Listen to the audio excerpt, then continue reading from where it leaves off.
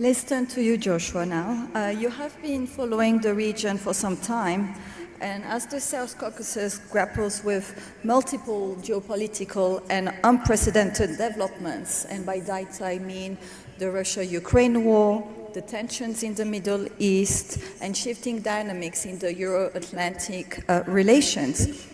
So considering all this, how do you see the prospects of the region becoming this coveted transit hub via east, west, and north and south?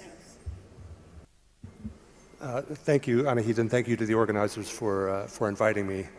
Well, to state the extremely obvious, for the South Caucasus to become a viable transit hub, there needs to be peace. In particular, for the east-west variant of the middle corridor.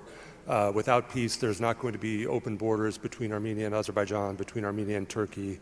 There's not going to be outside investment in the infrastructure that's going to be required for this region to become a viable transportation hub.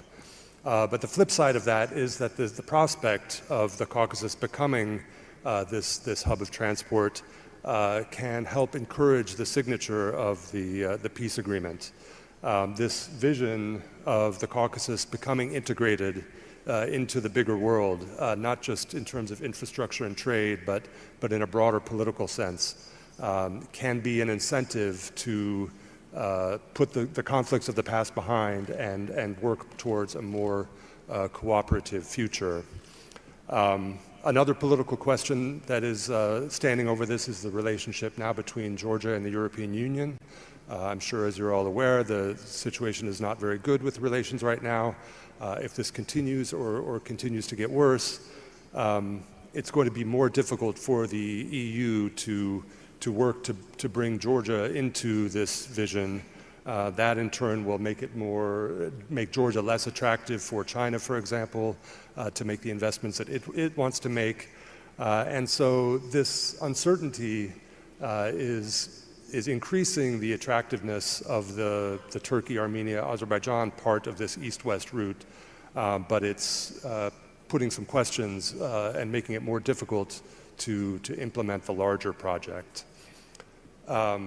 Beyond politics, there are just some technical reasons that are going to make it difficult for this region to become a regional transport hub. There's bureaucratic hurdles. When you look at the middle corridor between Europe and Asia, you have to go through all of these countries of the Caucasus and Central Asia, crossing many borders that don't have integrated border control, customs, and so on. And this is a big bureaucratic hurdle for this route that has yet to be really addressed.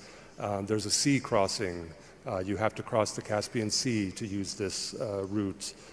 There's one port on this side of the Caspian, that's at Baku, which has relatively limited capacity. And then you have other geographical barriers like mountains in Georgia and the Caucasus in general. The northern route through Russia does not have any of these obstacles.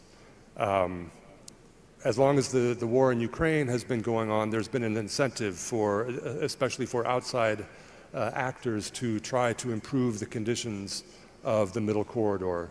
But with the prospect of that war ending, and to the extent that Russia is brought back into the world economy, there's going to be much less incentive for outside actors to make the investments into this middle corridor that could make the Caucasus a viable transit hub. And this is only going to increase the necessity for local actors, regional actors, actors inside the region to work on this. Eleonora.